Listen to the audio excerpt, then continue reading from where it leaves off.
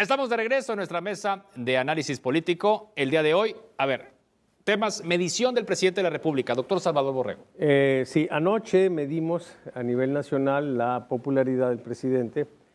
Siempre que ocurre algo antes de tomar una medición, inevitablemente se generan hipótesis. Entonces, si estamos viendo las declaraciones sumamente desafortunadas del presidente con respecto a la clase media, denostar el intento de superación, el deseo de superación, esforzarse estudiando, trabajando para lograr una mejor vida, ¿sí? Fue algo que tuvo un gran impacto en las redes.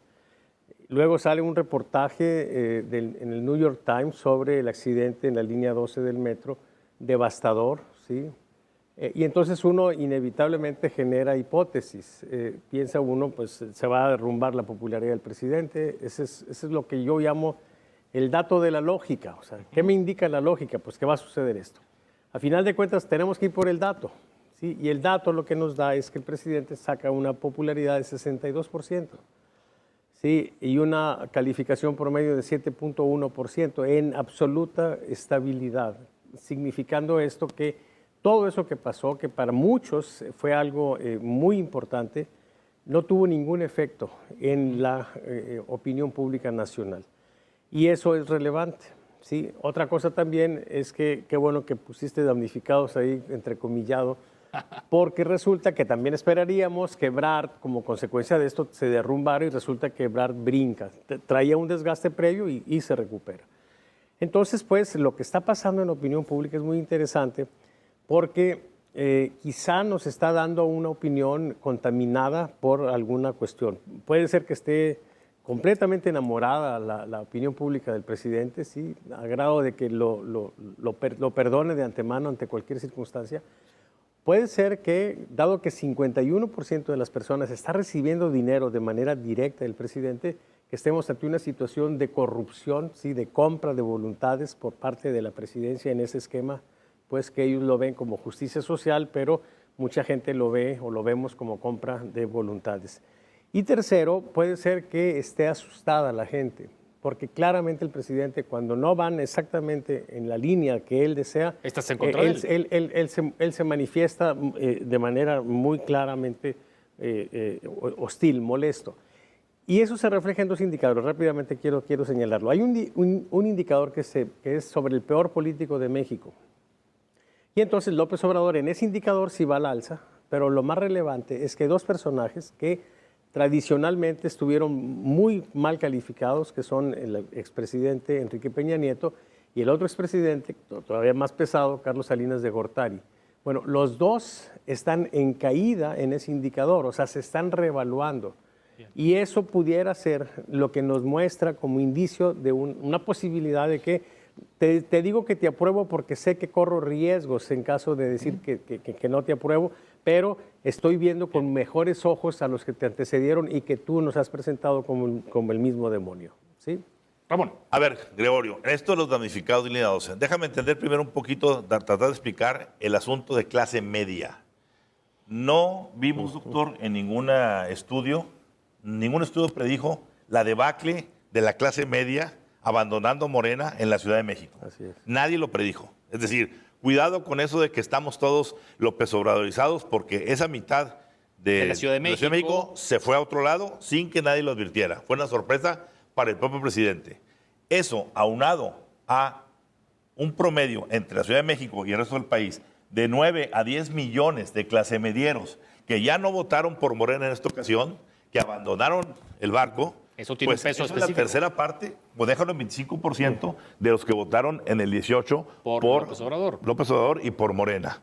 Dicho eso, es entendible que el presidente, entendible, no justificable, que el presidente esté hirviendo diciendo por qué me están abandonando y se lance contra esa clase media diciendo que no es que ellos estén enojados, que lo que pasa es que los medios de comunicación y que las redes sociales los están calentando porque son clases medias de clases de zonas urbanas. Y entonces ya entramos al territorio acá de damnificados en la línea 12. Sale el reportaje, que no es un reportaje, es una investigación, y que tampoco es una investigación per se. Es una investigación fincada en el peritaje, El peritaje de la que no han empresa dado a noruega, conocer. alemana, que no nos han revelado. Hasta mañana se daría a Exactamente, conocer. mañana se va a conocer. Bueno, este anticipo de peritaje colocó al presidente en una situación muy delicada porque sus dos alfiles importantes para el 24 se le fueron Están perjudicados. perjudicados. ¿Qué pasó? El presidente aventó ya algunas cartas. Tatiana Cloutier, Juan Ramón de la Fuente, Esteban Moctezuma, Hoy como diciendo, hizo una no lista. son los únicos. Sí, como diciendo, no son los únicos. Ese fue el mensaje. Empezó a ampliar la lista. Tatiana, Moctezuma y Juan Ramón de la Fuente. Importante. O sea, ya comenzó la campaña para el 24. No. La elección del 24 comenzó El 24 hace empieza una el semana. día siguiente, el día 7 de junio, un día después de la elección. Ahí empezó, como Salvador dice ahorita, ya en la política estamos en el 24. A ver, yendo a los temas que le llamamos aquí ventana del presidente López Obrador, la ventana AMLO, ¿no? Que es parte de lo que dialogamos aquí cada semana. Entonces, la pregunta es, esto que está mencionando Ramón Alberto, ese discurso, ese señalamiento persistente contra la clase media. Fíjate qué curioso, perdona que te interrumpa, Gregorio. El jueves en la mañana, el presidente López Obrador tuvo un encuentro fenomenal con 60 empresarios de la más, Del del más Consejo alto Mexicano de nivel, del Negocios. Consejo Mexicano de Negocios, Sí. donde estuvieron ahí todos ellos.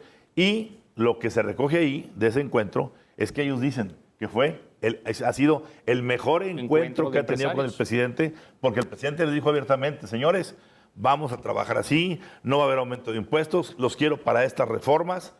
La gente salió realmente encantada. Bien. ¿Qué es lo que hizo que el presidente cambiara ese buen ánimo? Eso que decíamos en el programa anterior aquí, Ajá. que venía una especie de reconciliación, a que la mañana siguiente viniera Pero el rájale. insulto a la clase media. Pero rájale, sí. Eso habla de un bipolarismo político muy curioso del presidente que le va a terminar costando, como ya le costó, la mitad de la Ciudad de México. Bueno, a eso iba precisamente. O sea, el impacto que va a tener eso entre la clase media, Salvador. O sea, en la medición que decías ahorita, que el presidente pareciera que no se ha movido la aguja con el presidente en la popularidad del presidente. Pero la clase media, a ver, ese insulto, como coincido con Ramón, o sea, la forma como lo ha estado manejando el presidente, Él señalamiento. empezó a deteriorarse desde marzo del año anterior con el tema femenil, ¿sí? Las protestas, ¿sí? El manejo que él ha hecho de ese tema ha sido francamente ineficiente. Y luego este año también hubo un deterioro, ya estaba resentido, y se apreciaba en las mediciones nacionales deterioro en el altiplano, no nada más en la Ciudad de México, también en el Estado de México. Bien. Y ahora se refleja también en los resultados electorales, o sea, también hay un retroceso importante. Y entonces, bueno, es cierto pues que aparentemente se tiene una situación favorable para Morena, pero yo creo que el semblante del presidente, el lenguaje corporal, indica de que tiene serias preocupaciones. Y es que, a final de cuentas, ir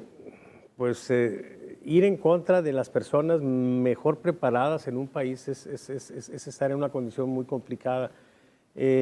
Hace un rato alguien me hacía el comentario de qué pasa si el modelo que usa China lo copia de México, si el modelo de economía mixta, y por qué los resultados son tan disímbolos. Sí. Y una explicación que da un libro muy amplio sobre la situación de China habla del contraste fundamental en la percepción o en la actitud de los gobernantes con respecto a la gente preparada. Así rápidamente. China, ¿qué hizo? Por años, igual que en México, tuvimos el problema de la fuga de cerebros. Okay, bueno, lo que hizo China fue decirles, a ver, ¿cuánto ganas ahí en Estados Unidos? ¿Qué condiciones tienes? Tengo golf, gano tanto, etcétera, etcétera. Bueno, todo lo que tienes en Estados Unidos te lo garantizo en China. Hace 30 años de eso. Y más o menos, 20, ¿no? sí. Sí. No, aquí nadie gana más que yo. No, aquí yo autorizo hasta los viajes para una cuestión de investigación. ¿sí? O sea, la actitud absurda es esa. ¿sí? Entonces, un pueblo laborioso, con un liderazgo flexible, ¿sí? hace una gran diferencia a un pueblo que está esperando dádivas, ¿sí? y una dirigencia que está cuestionando, frontalizando Por algo son a la potencia, gente ¿no? más El preparada. presidente Sí. está cometiendo un enorme error al expulsar del templo de Morena a aquellos que le están cuestionando asuntos. Porque si a esas vamos, va a ir perdiendo los siguientes años otros tantos millones y quizá no llegue el 24, una situación delicada. Ojo, decíamos ahorita el asunto del New York Times, y quiero puntualizar esto. Hoy se da una noticia que es curiosa, Gregorio. El New York Times anuncia que trae a México a operar ya de manera de planta, como decimos, a uno de sus principales corresponsales. El corresponsal de origen siberiano, es de ruso, pero acendrado en Estados Unidos, que estuvo en los últimos años en Venezuela, cubriendo Venezuela. Ojo con eso. Ojo con eso, pero ojo. Porque entiende una problemática. Su principal reportaje que lo hizo famoso fue la penetración de este periodista a las áreas que estaban perdidas por el gobierno venezolano, donde grupos de crimen organizado y terrorismo se habían adueñado de amplios territorios. ¿Algún mensaje del New York Times? ¿Algún mensaje después de la visita de Kamala?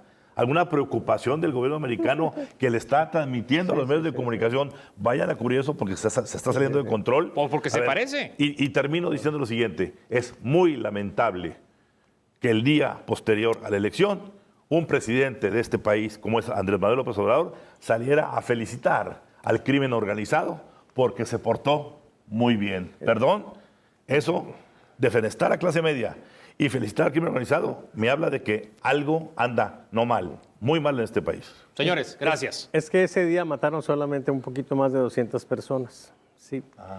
No tenía la noticia. El asunto aquí es que yo creo, ya sé que ya nos vamos, pero nada más quisiera señalar que López Obrador se está convirtiendo en un peligro, pero para la 4T.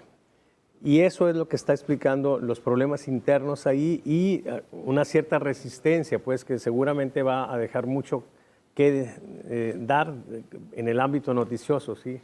En los próximos días. Yo te digo que tenemos, Gregorio, 90 días, los siguientes 3 meses, de unos sacudimientos importantes con lo que decíamos ahorita, amarres, jaloneos y negociaciones. Y negociaciones con la pistola. Con la pistola puesta con en la la pistola en la mesa.